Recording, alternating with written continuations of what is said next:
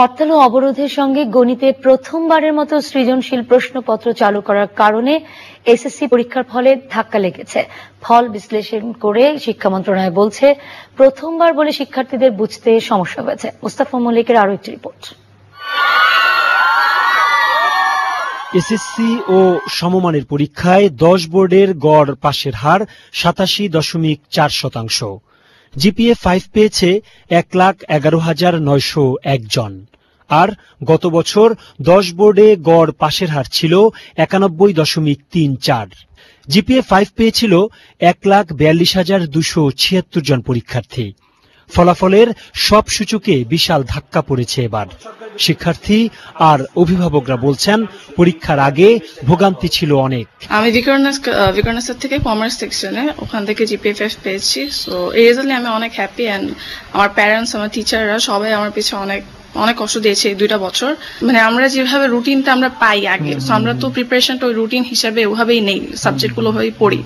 So রুটিনটা যখন পুরোপুরি চেঞ্জ হয়ে যাওয়ার পরে সেটা আসলে মানে পরে আমরা জানিও না কিছু, তো প্রিপারেশনে অনেক টাফ হয়ে যায়। পরীক্ষার্থীরা সকালেও জানতো না কি পরীক্ষা হবে, যার কারণে ওদের পড়ার দিক দিয়ে সব দিক দিয়ে ওরা ক্ষতিগ্রস্ত হয়েছে। আমি জানি এই শিক্ষার্থীর উদ্বেগের কথা স্বীকার করে শিক্ষা সচিব বলেছেন, সহিংস রাজনৈতিক কর্মসূচিতে পরীক্ষা পেছানোর বিকল্প থাকে না।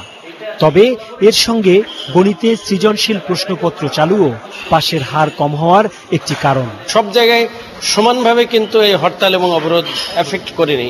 কোথাও খুব আতঙ্কের ভিতরে ছিল, কোথাও বেশি গোলযোগ হয়েছে, সেটা একটা বিষয়। আমরা দেখেছি যে মাদ্রাসা কারিগরিতে একটু ভিন্ন।